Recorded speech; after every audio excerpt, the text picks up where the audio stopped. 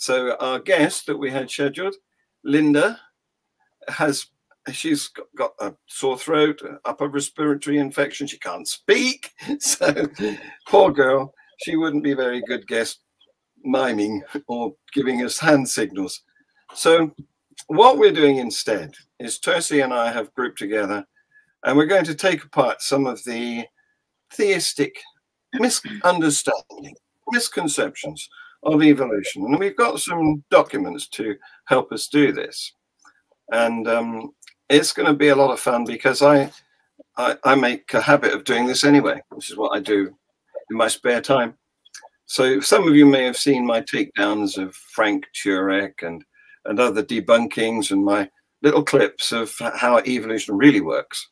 Because as a retired biology teacher, it's my mission. Tersia, tell us about your attitude. Hello, John. Well, as a former theist, so the greatest part of my life, I was a theist. And it's funny because I obviously didn't think about it too deeply, but I never had a problem with evolution because I was perfectly happy to accept that God created. Good evening, Ben. Welcome. Please give us your input if you have any. So as a former theist, I was perfectly happy to accept that God could create through evolution. If God can create something out of nothing, then surely he can create the way he wants to. So evolution was never a thing for me, but I do know that for many of my Christian friends and family members, it was and is a thing. And since I've deconverted, I have. So firstly, I never took biology. I'm a history language type person. But thanks to the internet, I've been learning a lot about evolution and biology and DNA and genetics because it interests me. And I've come to the conclusion that the reason evolution is such a thorn in the side of Christianity, well, not only of theistic belief, is that, especially within the context of Christianity, if you didn't have a literal created Adam and Eve, then you didn't have a fall. If you didn't have a fall, then there's no need for redemption. And then you don't need Jesus Christ. And then the whole house of cards just comes tumbling down. And that's basically what it boils down to. So that's my opinion of evolution. And but I have, just to be fair, I've also found that many people, whether they are theist or atheist, have misconceptions about evolution, and I think it's important to discuss, to know what the real facts are, even if it's complicated, and to drill down and keep people informed. So that's my opinion. Absolutely. Well, there's so many misconceptions out there, and they use it because the problem they have is a lack of evidence for their God. In fact, they can't even agree what to look for because nobody has any consensus of opinion what the properties or characteristics of a God are. So they have a lack of evidence, and this means that when they are combating those of us they see as opponents, all they can do is try and knock us down. They can't build themselves up because there's nothing to do it with. So they keep trying to discredit evolution. And of course, it's not going to work. You were going to say something. Something else that's important here is, yes, I was going to say that what Stephen Gould, was he? He's a Nobel Prize laureate, am I right? Stephen Gould, Stephen Jay Gould, who did. But the one I'm thinking of, and I think it's a disservice, was this idea of the non-overlapping magisteria. Yeah, and I think that's one of the problems that theists have, because as science and knowledge progresses, the space for God in which to hide becomes smaller and smaller and smaller. And that's why the fight becomes harder and harder. And what if anybody tells me that, yes, so there's that saying, I think it was C.S. Lewis who said, faith tells you, science tells you how reality is, and faith tells you something like that. But the fact of the matter is that religion, especially Christianity, makes claims that should be tested and can be tested scientifically in reality. So if I make a claim such as there was a real Eve, there was a fall from grace, that is a claim that is firmly based in the material world that we live in, and that can be tested and challenged. So this whole idea of non-overlapping magisteria, that kite is not going to fly. And that's another reason why something like evolution is such a thorn and such a problem for many Christians. Mm. Well, you came up against somebody you bumped into, I think, on the Unbelievable ? Facebook group, and I've got his his document ready to show here. Let's put it on screen. Here we go. I was going to say, I did put a post on the Unbelievable website. I responded and I tagged the person who put this post out there. I did say, please join us. It was a short notice. It was a couple hours ago, but yes, it's out there that we're discussing this. So anybody is welcome to join us. In fact, I invited people to join. Good day, empathic ecologist. How are you doing? Yeah, nice to see you. Thanks for watching. Please comment. So, top 10 reasons why I don't believe in the theory of evolution. Yeah. Go on, John. Read number 1 for us. Okay. Human versus chimp DNA is only 85% similar at whole genome level. I don't know about the truth of that. I think what he's trying to do there is include all sorts of other things into human DNA, like endogenous retroviruses. And incidentally, this is an opportunity to promote next week's guest, who is an expert on those. But there's quite a lot in the human genome that doesn't make bits of humans. But that doesn't mean that that we're not evolved from ancestors that a chimp has also evolved from. He goes on to say, you may have heard of 98.5% similarity. Yes, but this is true only by comparing so-called protein coding DNA. Yes. So what's your point here? Our DNA is also, he goes on to say, 98.5% similar with dolphins and pigs. That's not true. The further you get away from our phylum, the less commonality there is. But if you want to do that exercise, you can say that we're 40%, we share 40% DNA with a banana. But it's not that close with dolphins and pigs. Oh, okay. Now, I was going to say, what I find odd about the first point that is being made is that it seems that there's a full acknowledgement that we share DNA with others. It seems that this person has a problem that we might share DNA with chimpanzees, but no problem with the fact that we share DNA with dolphins and pigs, regardless of the percentage. I find that so maybe he just doesn't mind us sharing DNA with dolphins and pigs, but not with chimpanzees. You know, shame. What have chimpanzees ever done to you? Well, he's trying to pick at straws here, isn't he? Because in the same moment as he says we're only 85% similar, which is not true, then he's accepting that we are 85% similar. Seems to be a shot in the foot. Exactly. He goes on to say DNA similarity is a wrong way to make predictions about possible phylogenetic relationships between organisms.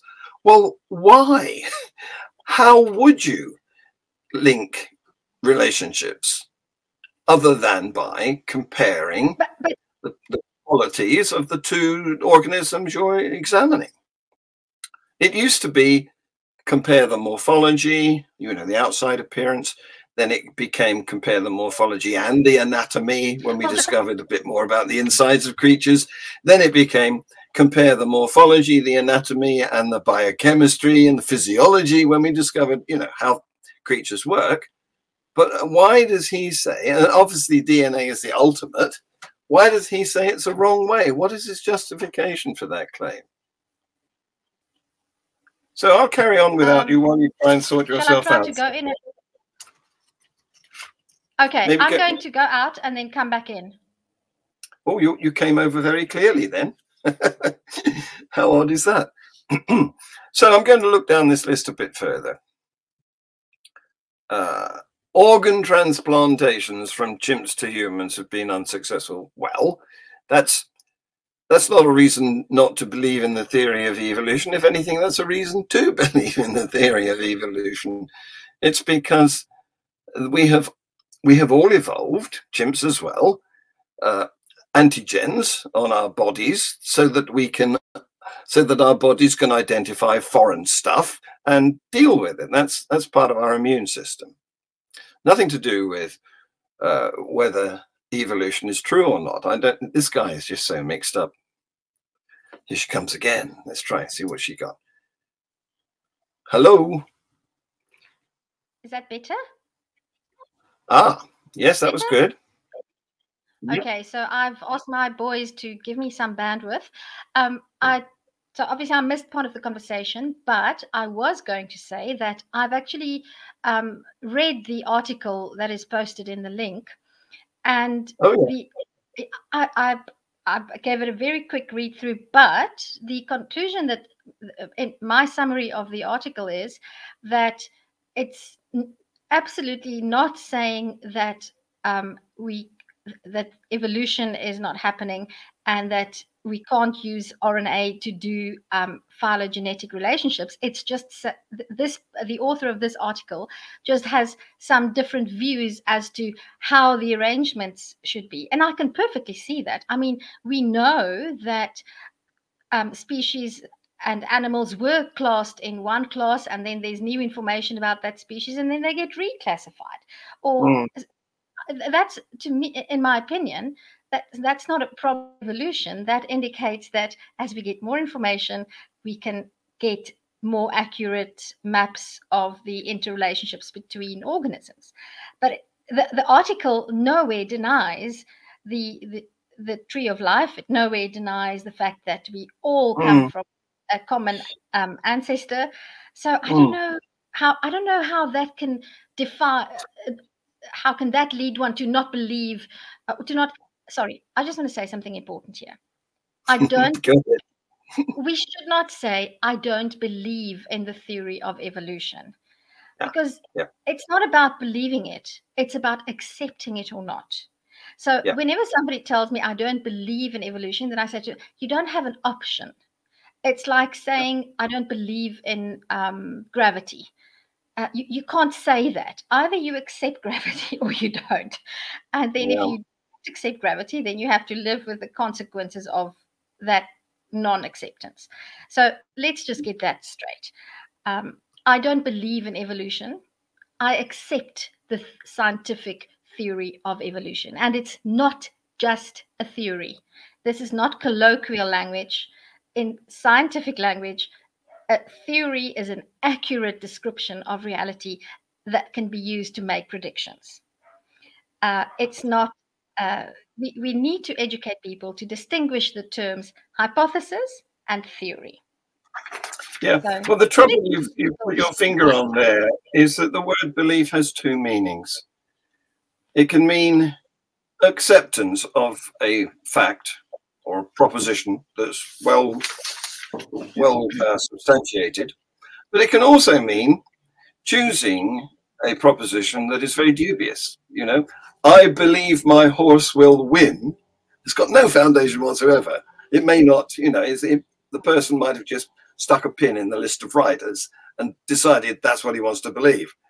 But that's That's not how belief is used in science.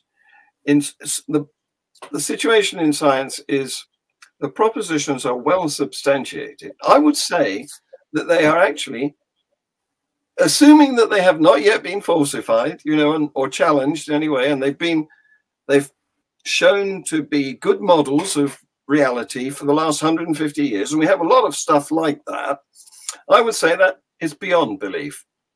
And I mean beyond belief in the sense of not requiring to be considered whether to believe or not. I'm not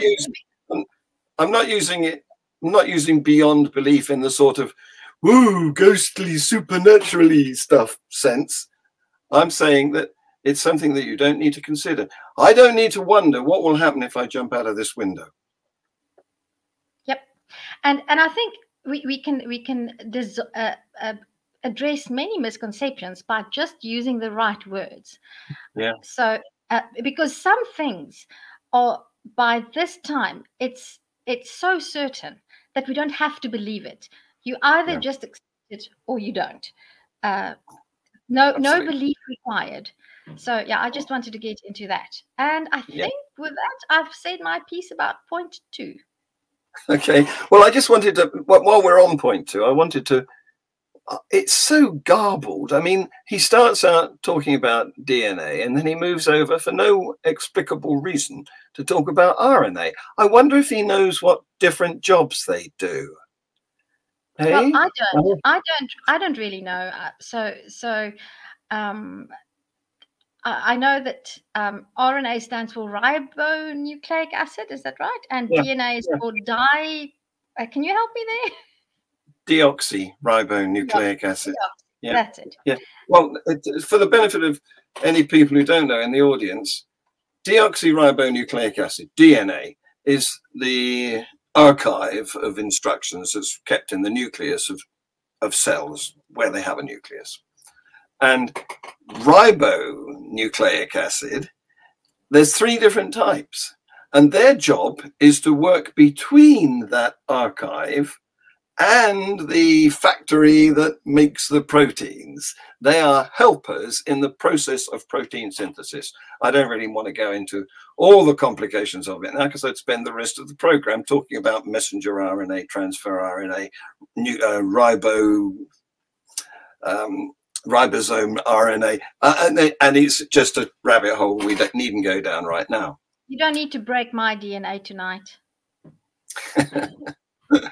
So let's go back and see what other wonderful, weird concoctions he comes up with. We've done organ transplantation, nothing to do with evolution, whether it's true or not. It's just how organisms identify what's part of them and what isn't, so that their immune system can tackle the stuff that isn't. Something that I would like to tell this person is that they are, if two human beings are not similar enough in terms of blood type and such things, then even organ transplants between 2 humans will fail. Yes. So what does that tell us? Well, it tells us that we all have a mechanism to identify us, the usness of us, so that we can reject invaders. That's what it tells us. In fact, I wonder how many people know that when a woman falls pregnant, her body suppresses her immune system. I'm just going to send my husband a message. He's not here. Picking up on pregnancy, yes, the embryo, the fetus, may not be compatible in a identity condition to the mother, and so what actually happens is the mother's immune system is suppressed to prevent the fetus from being ejected, from being dealt with as a foreigner, because it's a foreigner. And the only time this goes wrong is in the case of rhesus positive mothers who have already carried a rhesus negative baby and are pregnant again with another rhesus negative offspring.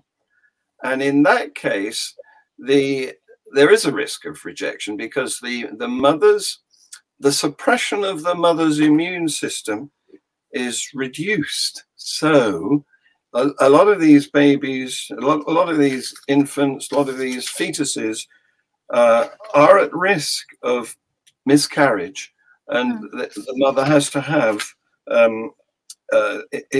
treatment injections to stop that happening. Exactly. Yeah. Should we go back, or is he just too boring to try and unravel? I don't think so, and I think we can. Something that you could perhaps help me with. Point 4 is short, so it says human chimp epigenomes are very different, especially histone code is, or histone. I'm not sure that. So yeah. It's a moot point. I would, however, like to ask what epigenomes mean, because I think we've dealt with. And just to get back to the first point I made, it seems as if this person really, really has a problem with humans and chimps being related. Well, he has a problem with understanding biology, really. He needs to go and get educated. So what does he mean with epigenomes? The epigenes.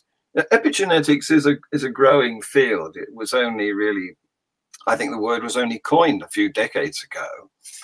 But it's influencers, that's a good word to use, very topical at the moment, that affect the expression of genes. So the DNA has got the messages, and they can be tweaked up and down a bit like a volume control, you know, or switched on and off. And that's the business of the epigene system. And so it's not part of the DNA itself, although it may come in the form of histones, which are proteins that wrap round chromosomes. So they may open and expose pieces of DNA to be replicated. Or so, John, can I ask you this? Could we say that you and I'm slightly younger than you, and I live in a different country, and I was born in a different country? Could we say that you and I would have different epigenetics, even if only in terms of the types of chemicals we'd be exposed to and things like that? Would our epigenetic, what does he say? Would our epigenome be different, yours and mine? It's interesting. Yes, it would. But it's interesting because if you think of the epigenes as the switches that tweak the actual recorded message, like faders in the old-fashioned fader bank, then the interesting thing about them is they can be affected by experience, which is, they put a cat amongst the pigeons in the study of genetics, because for many years we'd been maintaining that you can't pass on something that you've experienced. It was the old Lamarckian model, where the idea was if the giraffe stretched its neck to reach tall branches, then its offspring would have longer necks. Well, that isn't the case. You can't stretch. You can't be a muscular person doesn't necessarily give birth to muscular babies. So because what you've done to your body doesn't affect your sperms and eggs. Except in certain cases. Well, so that's what I wanted to ask you. Well, then there was the epigenetics revolution, and it was discovered that if you, mice were the guinea pigs used for this, if you'll pardon the mixing of animals there. And it was discovered that if you overfed mice, was it overfed or starved? I can't remember which way around it was. But if you fed mice so they became fat, then their offspring would have a tendency to overeat and become fat. And not only that, but their grand offspring would also have that tendency, and so on for about 6 generations. So this upset the apple cart. So when I think of epigenetics, I think of the Dutch hunger experiment. Are you familiar with it? I don't know. Is it to do with Auschwitz and places like that? Where... No, it's actually, to me, it's very interesting in terms of epigenetics. So a bunch of scientists got together and they did a longitudinal study of babies who were born in 1940. So after the Second World War, after the peace, there was a terrible famine in Holland. Yes. And they did a longitudinal test on the babies who were born, whose mothers were pregnant and who were born during the time of the Dutch hunger. And they followed those people. Some of them are, I think quite a few are still alive. So they followed those. It was not a very large study, 40, 50, if I'm not mistaken. But they followed those people over the course of their lives. And they were, there was a statistic significance in terms of they were more prone to depression, they were more prone to certain diseases, they were more prone to a host of effects that were not prevalent in the general population. And that was a very interesting epigenetic study in humans. And that it's one of, so when I think epigenetics, I think external influences. But I mean, to me, it makes sense because external influence can be chemical. And we know that our bodies are chemical and that chemistry have an influence on proteins and how they code. So I don't have a problem with point 4. I just want to get back to our document. I have no problem with it. But I don't know how does that refute evolution? How does that refute evolution? I don't get it. Well, it doesn't. What he's trying to do is to make a big deal out of this more recent knowledge, which the early geneticists weren't aware of. And of course, they do the same sort of thing by harking back to Darwin and keep referring to Darwin evolution. Well, of course, Darwin didn't know a single jot about genetics. Nobody at that time knew how inheritance proceeded. We didn't know the mechanism for passing on information from father to son, mother to daughter. Yep. John, talking about, I want to jump ahead because we can deal with this while we're on it. At one stage, he says, at the very last point, evolution has no mechanism. It's demonstrably false. Because by now, and to me, that was quite an interesting, I watched a number of videos this afternoon, and I wonder how many people who are not working in the field, who are not scientists or biologists, know that by now we have 5 mechanisms of evolution. Darwin just discovered one, which is evolution by natural selection. But we have 5. That 4 of them Darwin couldn't have known about because he didn't know about genetics and genes. So well, he did have another. He did have another one. He had sexual selection as well. He knew that was another mechanism. Yeah, which was pretty good for considering what was known at the time. He had forethought. Yeah, and John, I hope I'm not taking us onto a different topic, but I do think it's important in discussions like these. We need to get back to the point where we can utter the words, the statement you're making is demonstrably false. I often have conversations about religion, faith, and then about things like evolution. And then I hear even non-religious, even atheists, people will say, yes, but about other things that you differ from them, they will say, yes, but that's my truth. And there's no, and that's maybe it's not a peeve. I think it's really important that we claim the fact that there are things that are true and there are things that are not true, and that we acknowledge that truth. Well, I have my own definition for truth. Oh, you've frozen. I hope you're going to join us in a minute. My definition for truth is that we can have personal truth. truth that we've decided through our lifetime we're going to accept as a correct proposition. But that's looking inwards. If we start looking outwards, there is no truth in reality, because in order for something to be true, it must be eternally true. Otherwise, you're left wondering how long is enough for something to qualify as true. Is it an hour? Is it 100 years? Is it a second? It's ridiculous. And who would decide?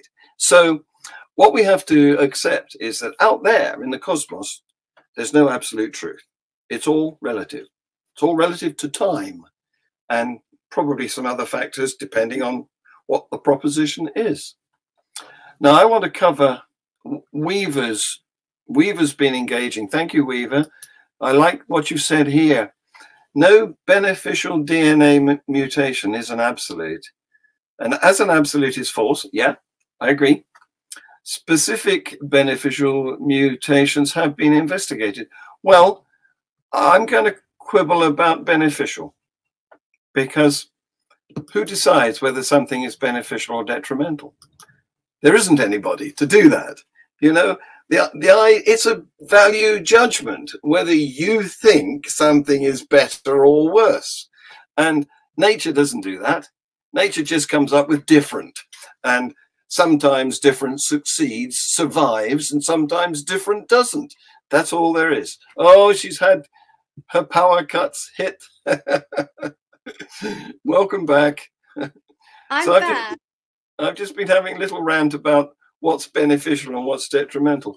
But of course, if in artificial selection, and there's a lot of commercial enterprises that are based on mutating organisms that they work with, you know, like yeast for bakery or brewing, or penicillin molds for antibiotics. There's a lot of businesses that are based on mutating these organisms in the hope that some of the random mutations that they come out, that result, will be better for their purpose. Not intrinsically better. There's nobody who's deciding, oh, that's better. It's just what succeeds, you know? And it may not be. Another thing that another problem that they get into, I'm having a rant now, is they think they think that there's this progression, and we're at the top and the primitive creatures are at the bottom. Well, it might look a bit like that, but if you superficially, but if you study what's actually happened, you'll find that there's been periods when what were the top dogs got wiped out. So much for their top doggedness, you know. There are periods of heavy extinction. And so also you want to take notice of things that have lost features. You know, it's not from simple to complex, from unsophisticated to very sophisticated. I mean, a horse has lost 4 of its fingers. They've gone. And a whale has lost all of its limbs. So this is not progressing from in any direction. You know, the only driver is whether it's fit for the environment or not. That's it. And if I had to dispel just one misconception about evolution, it would be that. In fact, to me, when I started learning about these things, that was the one insight that really made me understand. It's not a ladder that climbs up. No. It's not a progression. No. And religious language steeps us in that to such an extent, because we think of ourselves as at the top of the evolutionary ladder. We should stop using language like that. We should stop. I even hear scientists use language like that. And you and I know what they mean by that. Yeah. But we need to begin to say what we mean and to think about what people might think we are saying. That's not what we're trying to say. So I'd like to draw people's attention to a conversation I had last Sunday with the Knoxville Digital Radio Free Thought Hour crew, as I do this every Sunday. Last Sunday we were talking just about that. The topic was idiotic design, and we went on quite a bit about what you've just said. How there's no ladder. There's, you know, it's not a progression. Yep. So we've got some other comments coming in here. Thank you guys for joining us for this. Yes, Weaver, you're right. A lot of these points are arguments from incredulity. Person, this is lack of understanding. Yep, absolutely. Do you know, who is it here that's saying, I noticed somebody who said something that reminded me of Michael Behe. So I said, better is simply survival. Yes, absolutely. Better is, yes. What you were saying there was about choice of language, because the topic that we were dealing with last Sunday with the Knoxville people, we both expressed concern that when we're talking to theists, we're not allowed to use the word designed, because they immediately leap to the conclusion that there you are, you see, there must be a designer. And so we had a conversation about this, and I said, well, I've deliberately removed the word design from my vocabulary because of that problem, and I choose to use the word adapted instead. And yes, I told a little anecdote about a conversation I had with one of our national treasures, Dr. Alice Roberts. So I recommend you to take a look at this this show we made last Sunday. I will, but it's very important that we stop using words that can muddy the waters, and design is one. I also think the word engineer, we shouldn't say engineered either. We should just, again, there's agency implied in that word. Implied in that word, and it's not difficult to do that. It's easy. Just use the best word that conveys the meaning most exactly. And adaptation is exactly the right word. Yeah. So, yeah. So now we're on. John, I was going to say now we're on the subject of Michael Behe. Can I share the document that I have here? Because Behe was on a video with Frank Turek, and as you know, I've taken great delight in debunking Frank lately, to my amusement. And mine. So, you even did especially for me. Yes, I did one for you. That's right. Yes. So Behe here is talking about. I grabbed the transcript, and the blue is me. So he makes a lot of statements. He's in the black here, and he says, mutation is the key to our evolution. So I'm saying not entirely, mate. You know, it only supplies the raw material, the variation. It's one of the. Am I right? Sorry, John. Am I right in saying that mutation is just one of the mechanisms of evolution? Would that be fair? It's think of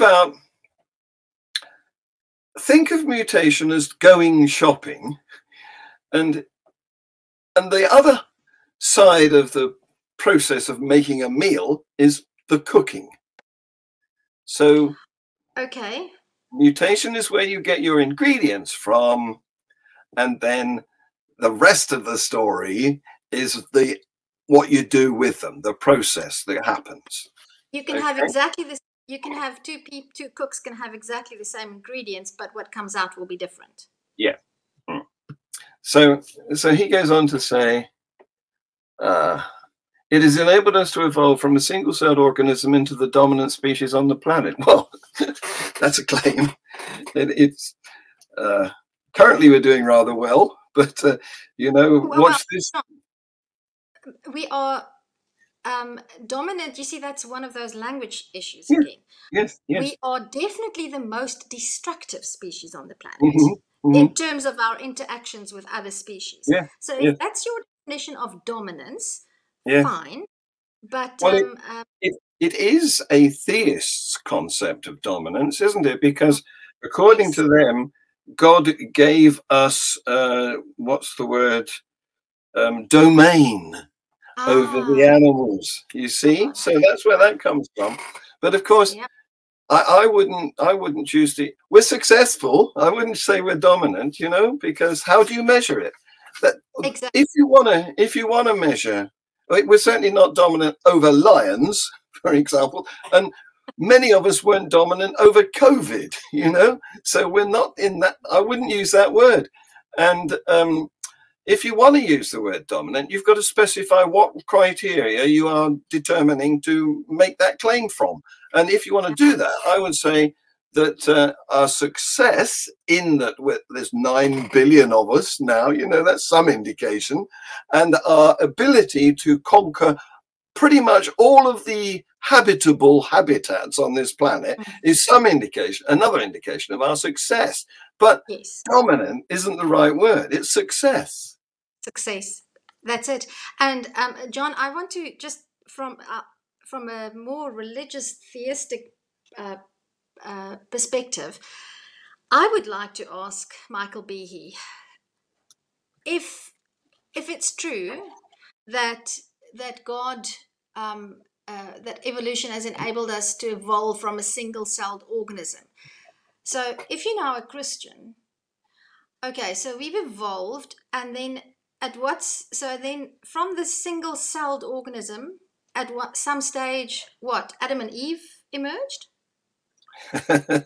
uh, so in some ways, the young Earth creationists are actually more honest about what they believe, because in some ways it's easier to just say, Yeah. I don't accept evolution, than to be Michael Behe, who's a Yes. full-on scientist and accepts that we've come from a single-celled organism. But then when's Well, Adam and Eve?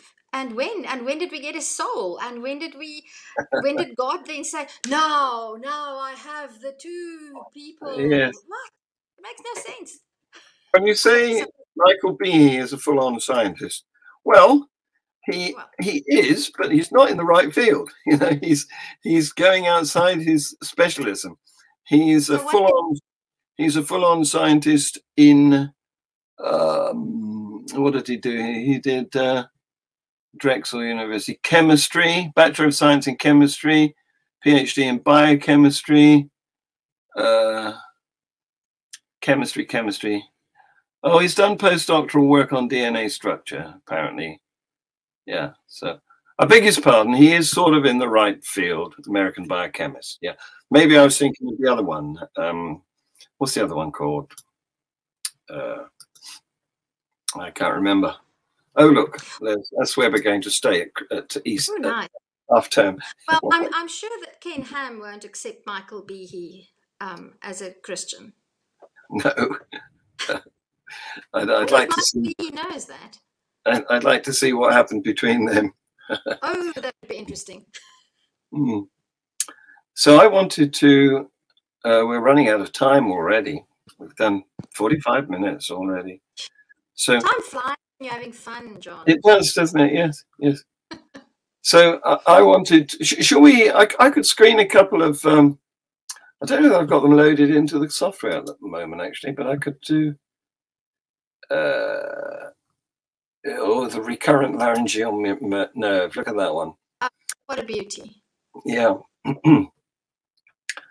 People say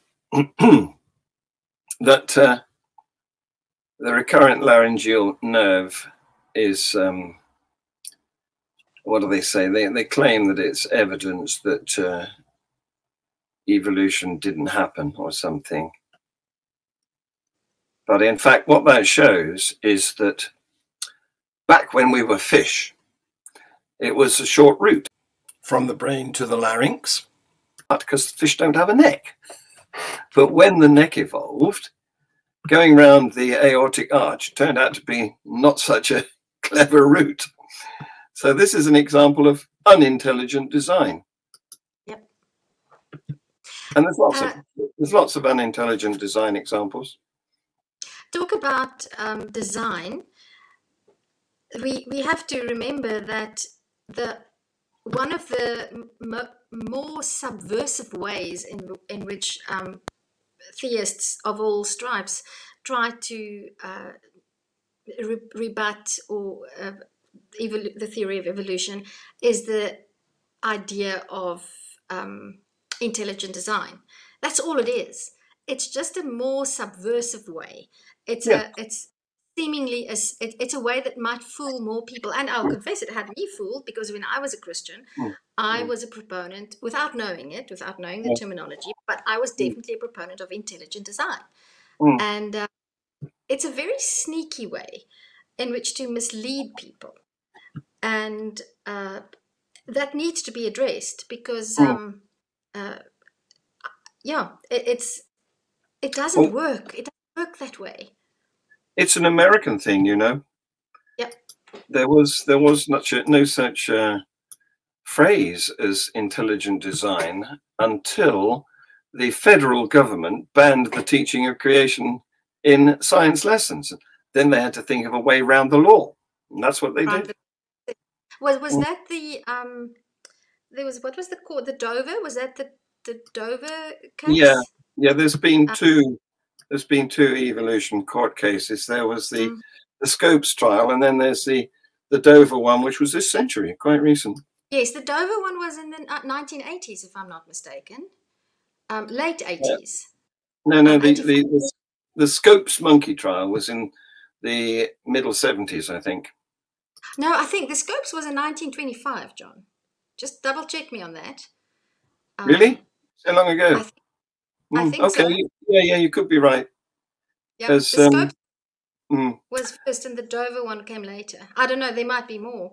I can just say that here in South Africa, I personally, sorry, if I squeal, it's because there's a little kitten who's roaming about, and he has little needles for paws, and he's climbing up my leg. And my pain receptors have evolved to work very well, actually. So in South Africa, there is a number of organizations, very prominent, some of them, working in education to effectively ban the teaching of evolution, to such an extent that individual teachers in individual biology classrooms have the right to refuse to teach that section of the textbook on religious grounds. And the right to deprive their children of an education. What sort of teacher does that? So here's the facts. The Scopes trial was in 1925, like you said, and the Kitzmiller versus Dover Area School District trial was in 2005. Oh, 2005. I thought 85. It's quite recent.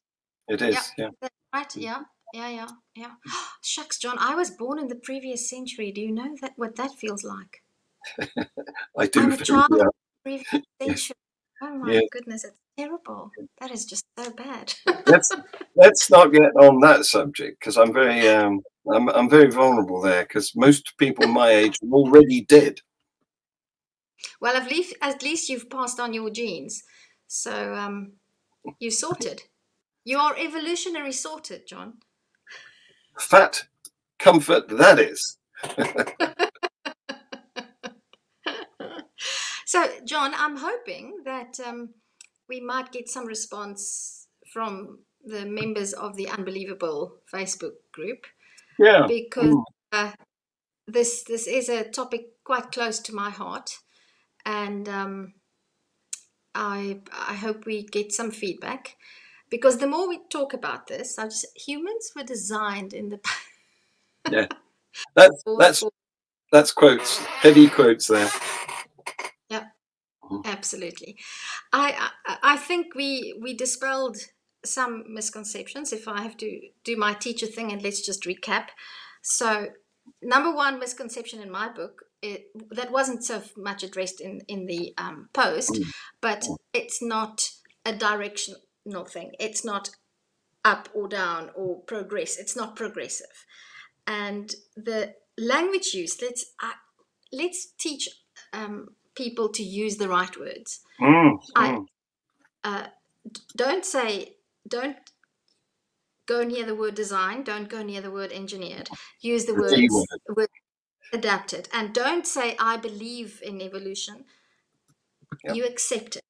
And if your interlocutor does not accept it, then it might be time to redesign or re-strategize about the conversation. And that's something that I think we need to spend more time on as non-religious people and influencers and communicators. Because what does one do when it gets to the point, if we take the final comment on the post where it says evolution has no mechanism? It might be that depending on the context and the circumstances, that you have to say to the person, you are wrong. Yeah. And we don't have there's nothing more to say, because then it becomes, no, I'm not, yes, I am. No, I'm not, yes, I am. And that's not an argument. That's just that's nothing. So that's a childish squabble. That exactly. Oh, and now the power inverter is blowing in my ear. Can you hear it? Yes. Not nice. I want to finish off by rubbishing Michael Behe, because he really annoys me, since he puts it about that evolution is mutation, which it isn't. Now, mutation just supplies the ingredients, the cooking is actual evolution. And he then goes on to say that mutations are all bad. Well, of course, some are deleterious, is the word I'm going to use. And those individuals that inherit those mutations die before passing them on. But what he does is he takes those air quotes bad mutations and then generalizes it to create the impression that all mutations are bad, and therefore he deduces it can't be responsible for evolution. So here he is, he's saying, I'll read you some of his stuff here. Significant genetic mutations don't create superpowers, they create super challenges. Sometimes those mutations are even life-threatening. That's the reality. And yet we're told that random mutations, with guidance from natural selection, there's so many mistakes in this, invented and genetically engineered every feature of every living organism. Honestly, there's something that's, what's it called? Brandini's principle, or Brandolini's principle, which states that every mistake takes 10 times as much refuting as the mistake took to be made. John, I want to say something. That would be my second most important misconception about evolution, when people say that mutations are bad. And once again, it just shows how religious thinking permeates everything. Because in religious terms, everything has to be good or bad. But in reality, many things are neither good nor bad. They just are. And they love a bit of polarizing. In terms of evolution, in one context, a particular mutation might have detrimental effects, but in another context, that same mutation might have beneficial effects. Indeed. A good example of that would be sickle cell anemia. I have another example of that I came across in my homework for tonight. There was in the 1980s, they sprayed DDT, or probably 1950s, they sprayed DDT in Southeast Asia to curb mosquitoes. And some mosquitoes, about 5% of mosquitoes survived. And within 30 years, so there was some mutation that enabled those mosquitoes to survive the DDT. And within 30 years, 40% of the population was resistant to DDT. Yeah. So that was obviously, in that context, it was a very beneficial mutation. Yeah. That must have been... but not for the farmers. Not for the people who get malaria. Yeah. Well, and the farmers, whoever was spraying the DDT. Yeah. Because Yes. whenever somebody says this is a beneficial mutation, you should say for whom, you know, For whom? Yeah. and under what circumstances. And also avoid. So it's definitely important to take anybody on who says that mutations are bad, because whether they're good or bad depends on the environment, and that can be extremely variable. Please. It also assumes that there's an intentionality behind it. Behind it, yep, exactly. Which there isn't. Evolution is not like God. There is no good or bad. Evolution doesn't try to separate the goats from the sheep, take some to heaven and condemn others to hell. It just is. John, something else that I think when it comes to evolution and other laws of nature, we need to remember that when we talk about laws in the context of science, those are not laws as in the law that I'm not supposed to drive faster than a certain speed in certain areas. Natural laws are descriptive, and maybe that's something else we need to change. We need to teach people. Yeah. It's not about, they're not laws. We shouldn't use the word law in science, really, because it has so much connotation in a legal sense, where it's a regulation that you've got to obey, and it constrains you with sanctions if you don't follow it. None of that in science. No, what we're saying is we've seen this happening such a lot. We're calling it a law. Yep. And we shouldn't, because it confuses people. The word law has with it the inference, if there's a law, there has to be a lawgiver. A lawmaker, yes. Yep. Yes. And it's all wrong. Oh dear, are we ever going to educate them? Well, we have to begin.